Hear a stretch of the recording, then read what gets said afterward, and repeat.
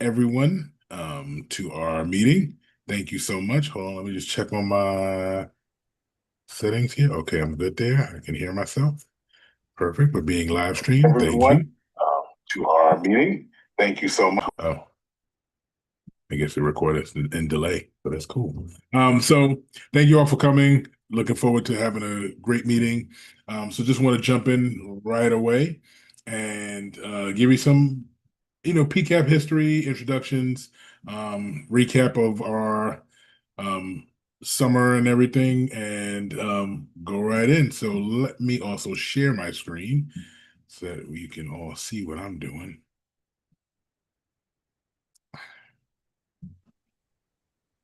And I got my audio back. Yay.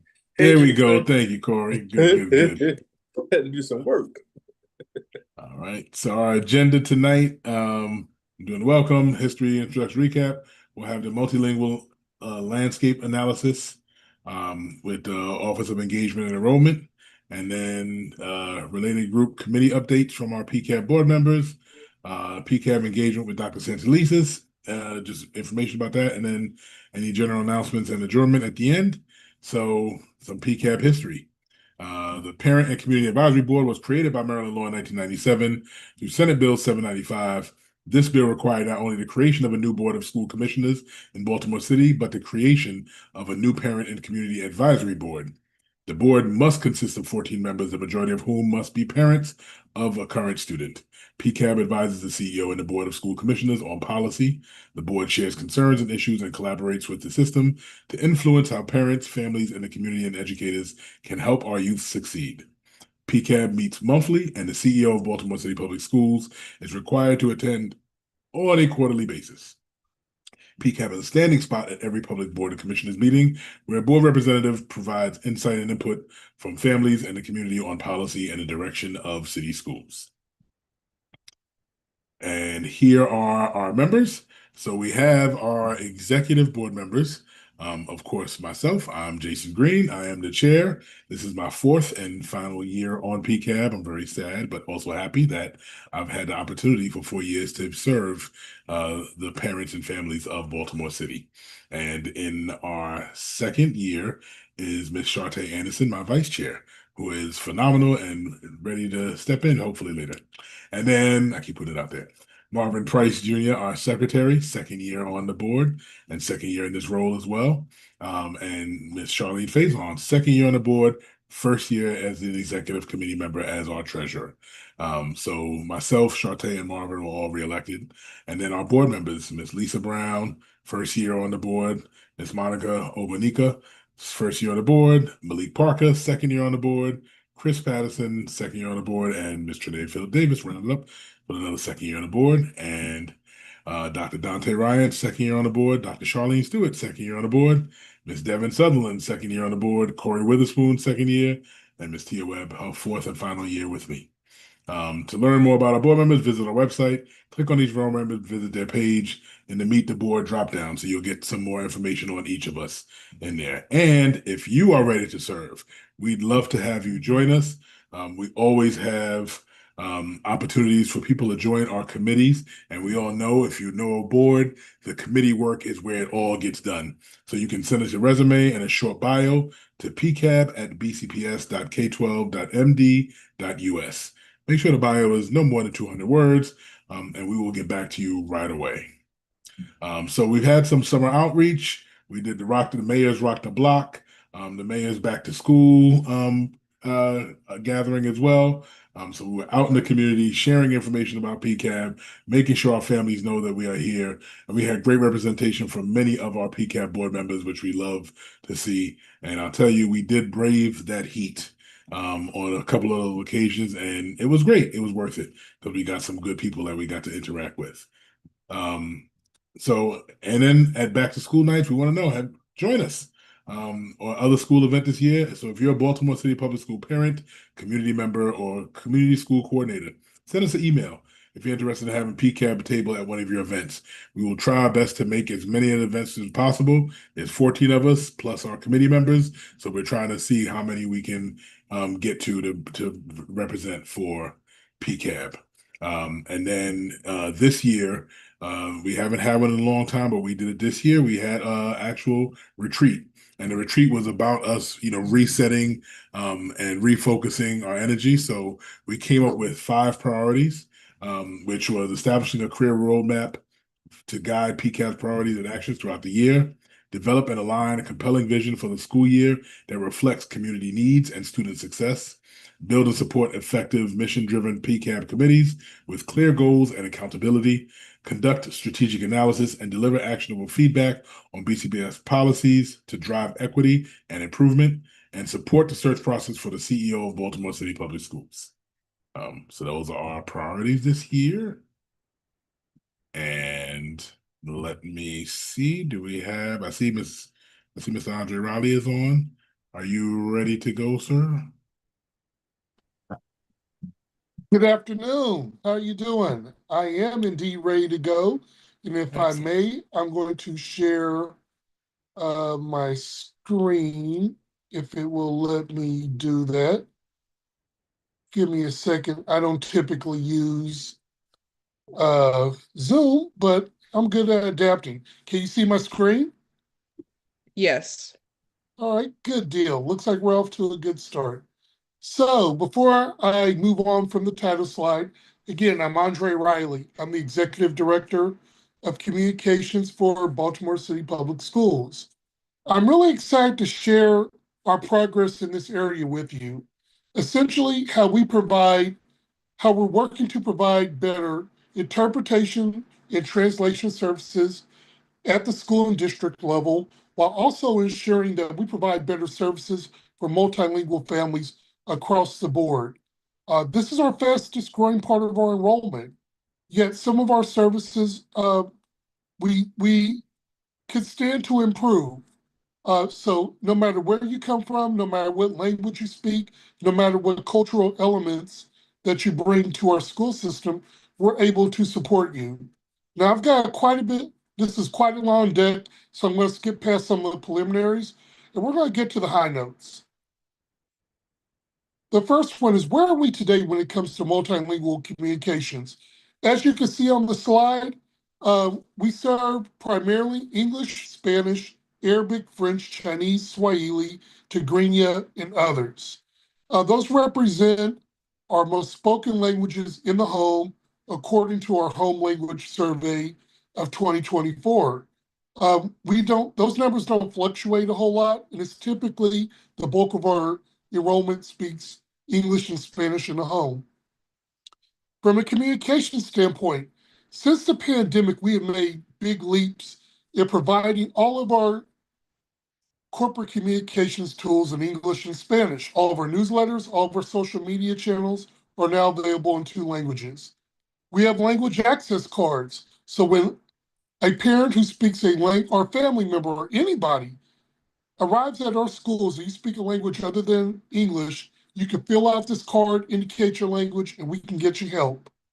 And finally, we have our long-term tools that we've used, like our over-the-phone system and our new Pocket Talk instant interpretation units. So let's get to the work. That's who we are now. Where do we want to go? So for our landscape analysis, again, this was a wholesale look at how the district supports multilingual families, both through interpretation and translation, and through our business services. We want to look at who we are as a school district. For a lot of times, we understand that we have a lot of multilingual families. We try to translate things, we try to provide interpretation, but no, we try.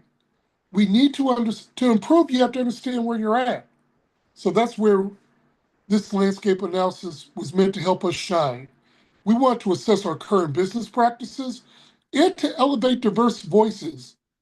A few moments ago, I mentioned we're mostly English and Spanish, but that's not all of who we are. So as we're moving forward, how do we serve those folks who speak French, who speak Arabic, and not just language access wise, but again, recognizing their culture. So you're welcome in our buildings and we can best serve you. We measured 5 areas. Number 1, how do we support multilingual families? How do we translation and interpretation services. How do we engage our multilingual families, and how do they feel about how we serve them? That's a key thing. We know how we serve you. I need to know how you feel about it so we can adjust. The best communication is built for the audience. So we need to figure out how. And finally, how do we use our resources? As a community, you all entrust us with a lot of money, a lot of human capital, a lot of time. How are we best applying that to serve these families? Let's talk about it. So we collected feedback between roughly October 2024 and February 2025. We used surveys, focus groups, online survey. We reviewed all the documents. And here are some of the groups that we met with, some of the groups that we talked to. So quickly, because again, I value your time, I'm just going to hit the high notes of what did we learn from this landscape analysis. And just to give you a sense of who we reached, more than 300 individuals, both internally and externally, participated. We went out to schools, we met with families, we met with school staff members. At central office, I met with people like me, people like folks like some of my colleagues who are on the call. We met with community members. And here's what we learned. We're going to start internal, and this is mostly staff. We learned, again, I'm not saying we learned a bunch of new stuff, but we verified what we knew, which is the whole point. If you're going to improve, you can't guess. You have to be sure. We know when folks know how to use our translation and interpretation tools to support families, we're really good.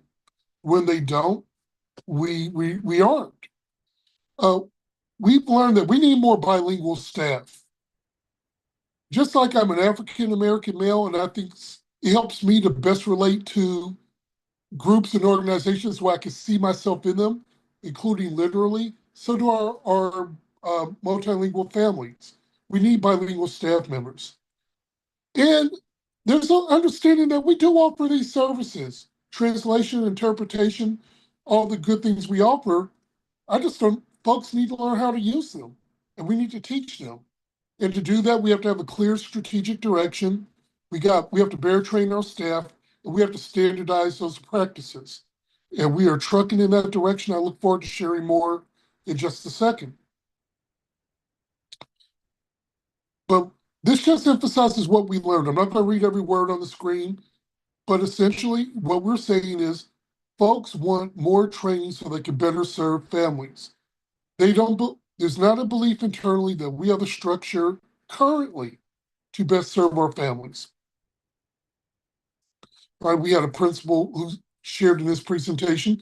Externally, this is everybody who doesn't work for city schools, including some of the great folks on this call. What did we learn from them? Much the same thing. We need to train folks on how to provide interpretation so we can help families when they show up to our schools.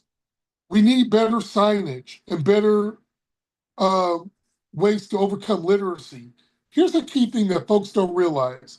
Just because you can verbally speak a language doesn't mean that you're literate in it.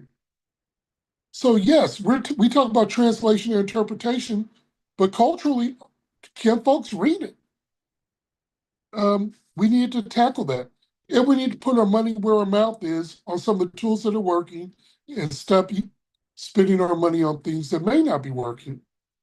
We also learned that we underserve. If you don't speak English and Spanish, there's a good chance you feel underserved. And those are some of the communities where folks are being underserved. We need to tailor our communications more. And I know PCAB, I know y'all will love this.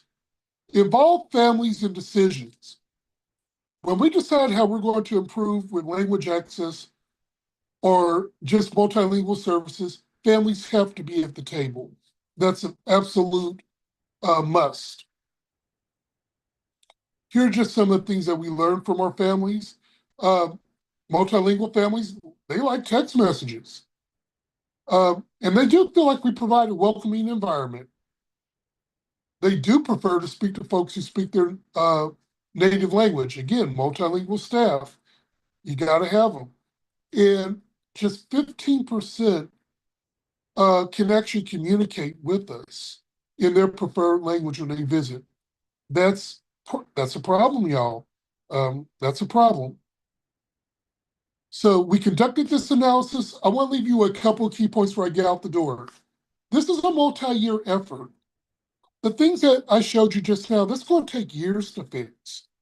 But we're dedicated to it, and we've already begun taking steps to do that. Our staff have to become more engaged in this. For us to improve in this area, we have to be invested. We have to be committed. It has to be part of who we are. It can't be, well, I made something in English.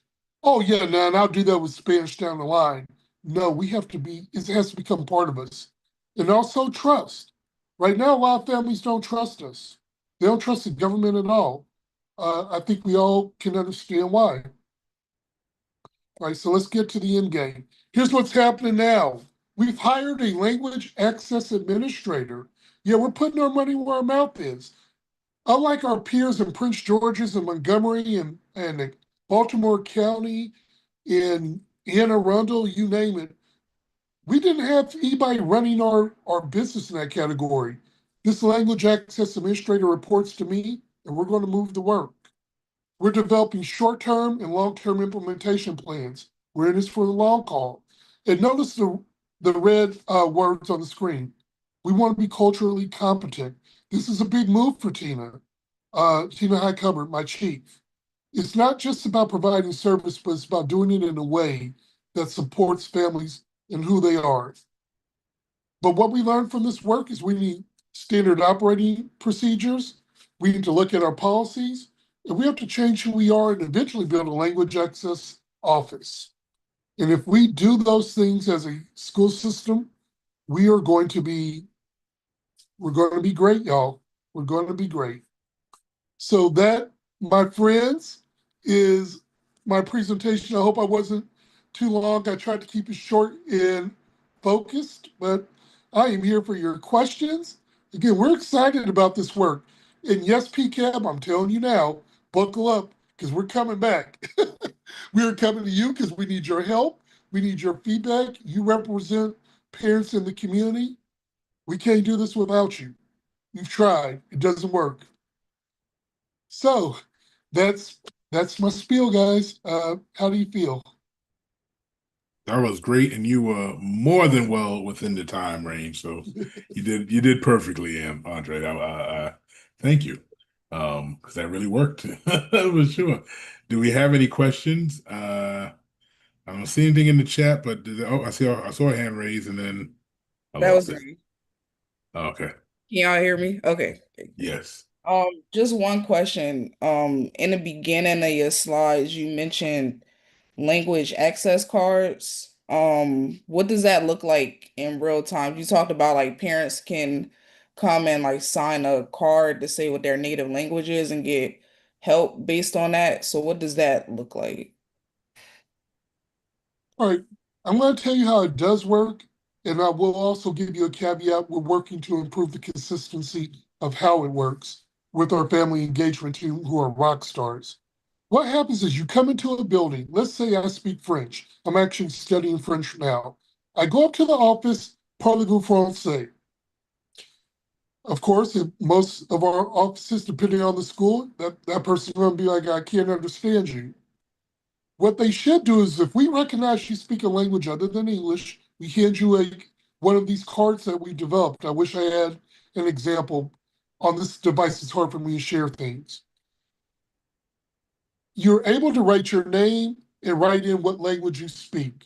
And we can usually pick up by what you put on that card, what language that you speak.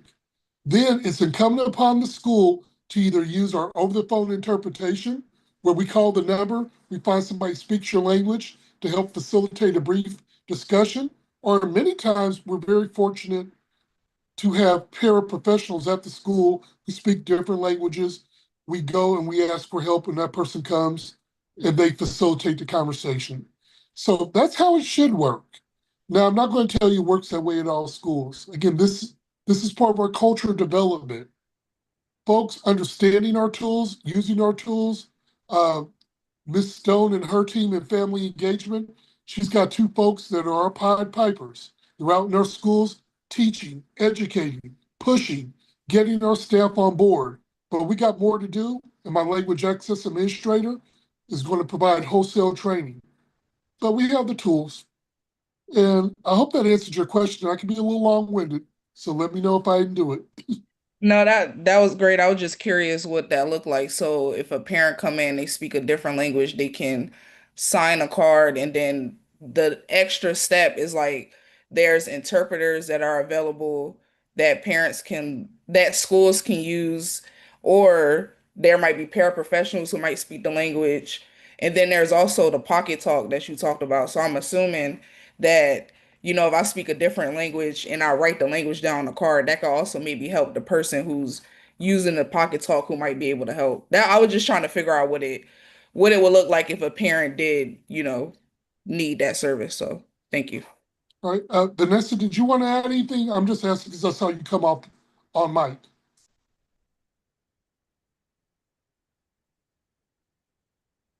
Or maybe not. But in any case, that's how it should work. But again, we got some training to do. But yeah, with pocket talks, over the phone interpretation, or just the human element, we can usually move the needle. Thank you. I'm sorry, Vanessa. Mic She's is not trying to working. talk to y'all. Oh, and she Yeah, mentioned the poster. Yes, thank you, Vanessa. Sometimes this is teamwork makes the dream work.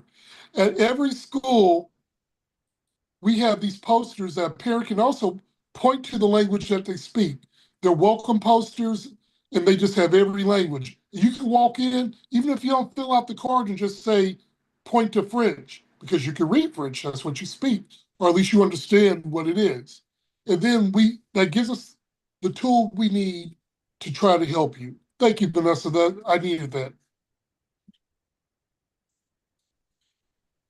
All right, what else? I would love to take more questions. I'm super excited about this.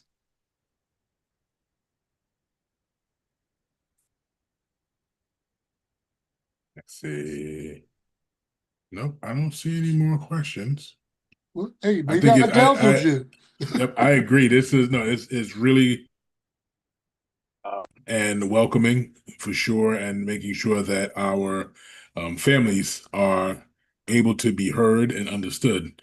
Because being the product of being a first generation kid, I understand what that's like, for sure. And having to be the one oftentimes that comes out to translate, as if you're not available, then that person just walks away feeling like, okay, no one listened to me, no one cared. So the fact that we are, as a school system, being proactive with addressing this and making sure that equity is upwards of importance. So I appreciate all of this work that you are doing. We, applaud you for making this happen, and bringing this into the schools, and we thank you for that as well. Thank you, and remember, and we need your help. So we will come back to you with a formal set of requests. Hopefully, you all can help us. We need to get our families engaged, and we want them to know our tools and what their rights are. So to your point, when you go into a school that you have an expectation, we will help you. Not that you're hoping that we do it. There you go. That Well, is perfect. So if I don't see any additional questions, I am happy to keep us moving. All right. Well, thank have you a for your great time, evening. Mr. Riley. Have a great evening. Mhm. And we will move into related group updates. Um, so do we have any updates from ACLU? There's no updates. I think we just wanted to kind of go Oh, over we'll go over it. Okay. just that So we what did. will But can you share gosh, your screen? Sorry. hold on, let me find it again. I got multiple screens up, so I'm trying to, there we go. Share. Yes. There we go. Perfect. Can you see it now? Yep. Yep. So according to the PCAB bylaws, 3 members shall be appointed by the plaintiffs, parents of students with disabilities. And then 2 members shall be appointed by the plaintiffs, parents of students in general education, and 3 members shall be appointed listed by Baltimore City Council, Parent Teachers Association. So our 3 groups, which is ACLU, Disability Rights Maryland, and Parent Teacher and the PTA, we have representatives that fall into those related groups. So under Disability Rights Maryland, we have Marvin Price Jr., which is our secretary, Devin Sutherland, and Corey Witherspoon, and Tasha Marshall is the representative from DRM. Shartae Anderson, our vice chair, Malik Parker for ACLU, and then Frank Pantanella is the ACLU representative, and then Miss Lisa Brown and Miss Monica Oganika and Tia Webb are our PTA representatives with Miss Deborah Demery as their contact. So these individuals will meet on a monthly basis with their related group and report back on the information that is coming from that group. So we'll have this space where they'll present that in our public meetings as well, and we'll be able to share so that everybody is heard on that, which is our plan. And now we'll go into our committee updates. So first up is our Family and Community Engagement Committee, and I don't see Ms. Trinae on. So I will go on. Next meeting will be October 14th, 1:15 to 2:15 via Zoom, which is the second Tuesday of each month. And the FACE Committee will hold a vote at the next meeting to determine if this meeting time will change. So you can join the committee at bit.ly/PCAB get involved, and you can choose to join the FACE Committee, which is the Family and Community Engagement Committee. And remember, committee members do not have to be PCAB board members. Community members can be committee members. And oftentimes our committee members roll up to be PCAB members, as people roll off. So it's an opportunity to serve and be a part of the mix. For our policy committee, Ms. Charlene Faison, she is not available because she is traveling for work, but the next meeting will be September 29th, 6 p.m. to 7 p.m. on Zoom. It's the first Monday following the fourth Tuesday of each month. So City School Policy Committee meets on the fourth Tuesday. So then they're going to meet on the first Monday following that meeting. And again, if you want to get involved, you can go to the site and sign up and say, hey, I want to be on the policy committee. And the policy committee is a lot of fun. That's the exciting committee because it's all about policies. But we're breaking them down and being able to share back out with everybody. Teaching and Learning Committee, which Mr. Dr. Dante Ryan, he is not here tonight because he is actually at the CEO search forum at Poly, representing for as a parent as well as PCAB. So the next meeting is October 14th, 7:30 to 8:30 p.m. on Google Meet. It's the second Tuesday of each month. And again, if you want to join the Teaching and Learning Committee, sign up. We'd love to have you on. Budget committee, we don't have a lead. So we're working on the next meeting and working on getting one of our PCAB members to step up and be a lead on the budget committee. And charter advisory, this is Dr. Charlene Stewart. So outside operators receive charters or contracts to run charter or contract schools, generally for 3, 5, or 8-year terms.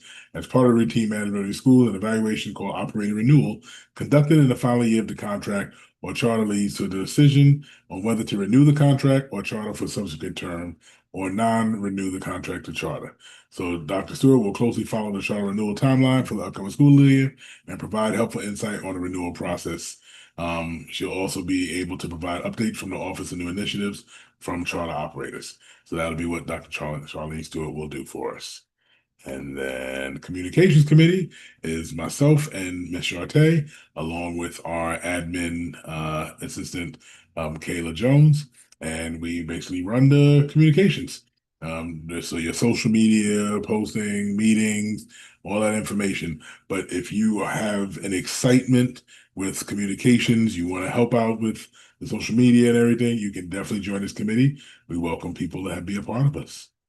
And jumping into our next thing, which is Miss Shartae. All right. So as y'all know, every year, twice a year, we have public meetings with city school CEO. This is the last year that we will be having our public engagement meetings with Dr. Santelises as we're getting a new CEO this year. And so I just want to share those last two meetings that we'll have with her. The first one, you could go to the next slide. The first one will be this fall. It'll be on November 20th, at 6:30.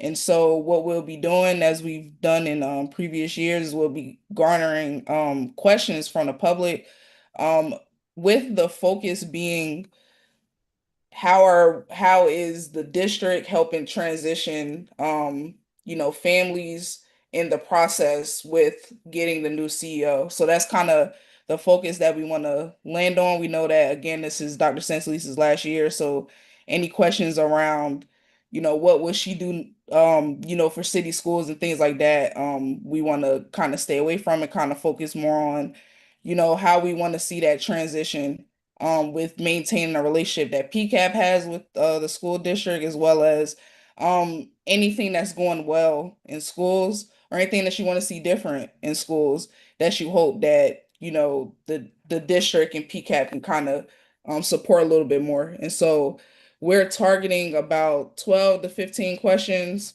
any topics related to budget, family and community engagement, policy, communications, teaching and learning, safety and wholeness, special education services, then any additional questions. Um, our board members will vote on questions that we receive from the public between October 13th and the 24th. So where we'll send out more communications around that time or a little bit earlier than that time so that you all will know how you can send those questions in. And then the final list of questions we will be submitting October 30th so that the district can prepare for that November 20th meeting. So again, fall 25 meeting, public meeting with Dr. Senselises will be Thursday, November 20th. And I think you go to the next slide. Yep. And if you have a question for our CEO of City Schools, you can share using our input survey. You can scan the QR code. It'll also be on our social media and website. So you can add in your question for our CEO as she is stepping away from us. But it'll be a great time to, ask about her tenure with us, because it's been a long time and she's done a lot of great work. So we want to get that in and see what's coming up next. All right. Keep it moving. We're just rocking and rolling tonight. So here are the list of the upcoming CEO search forums. Of course, today is the one at Poly that is going on right now. And then tomorrow there'll be one at Furley Elementary School, at 5001 Sinclair Lane. And then Saturday, Calvin M. Rodwell Elementary Middle School at 505 Liberty Heights Avenue, 10 a.m. to 12 p.m. And Thursday, September 25th, 6 to 8, there'll be a virtual meeting. A link to the virtual event will be shared closer to the date. So you'll have your opportunity. So please, please, please attend. Try your best to attend these meetings. This is important. We haven't had a new CEO in over about 10 years now. So this is a huge deal for Baltimore City. And we want to ensure that we get somebody that's strong to lead our school system. And then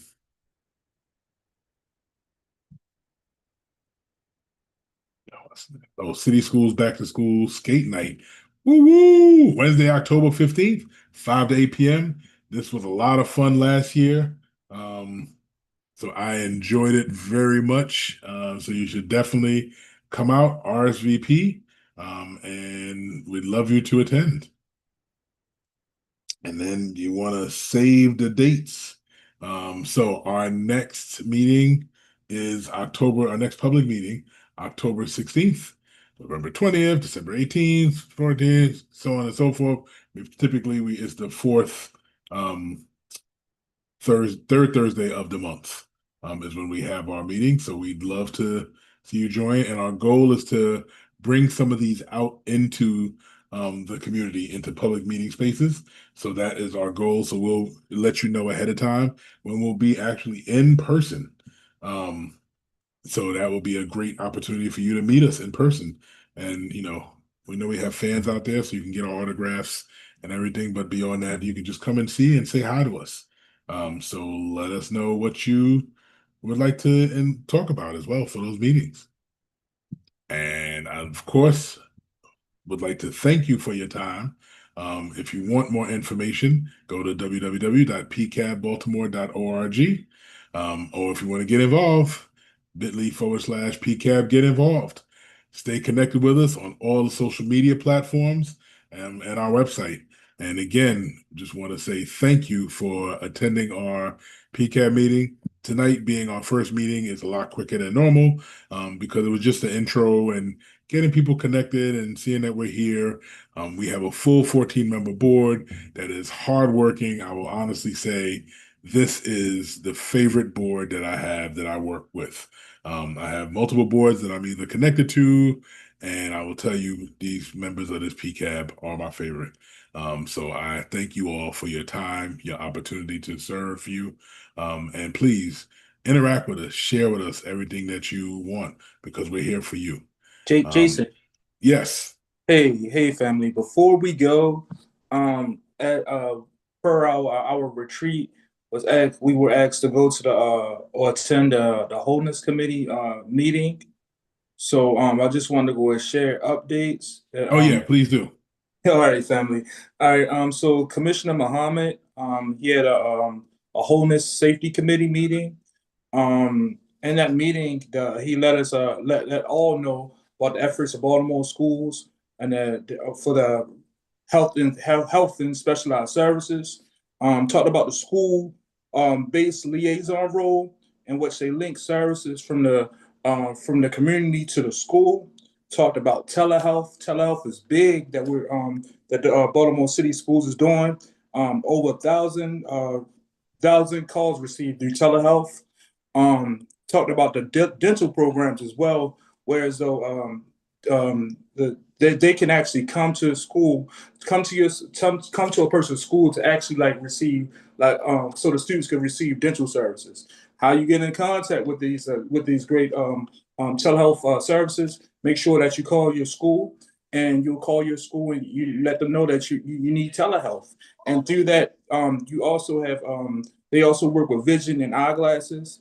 I know over 2,400 students were served this last school year. So this is just like more services that we can go and help out and just go and get to the community.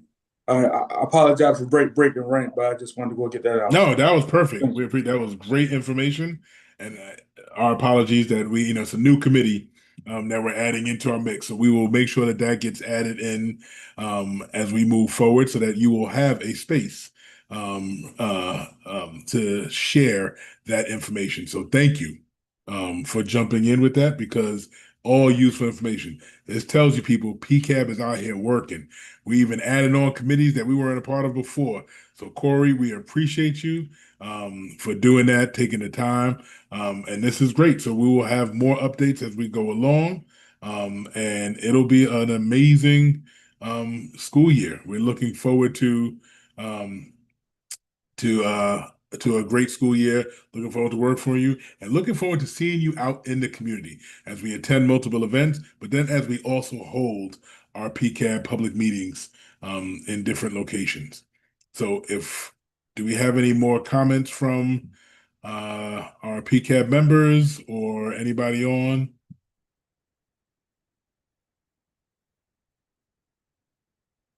Seeing none, I make a motion to close and end our meeting. We have a second? Second. We have a second. All right. Thank you very much, Miss Devon. We appreciate you all. Giving you back your night. Hey, you still got time to make it over to Polly if you need to get onto that CEO search. Please do. Please do get over there. Get over there, get time, and enjoy this wonderful warm evening. All righty. Thank you so much. Have a great night.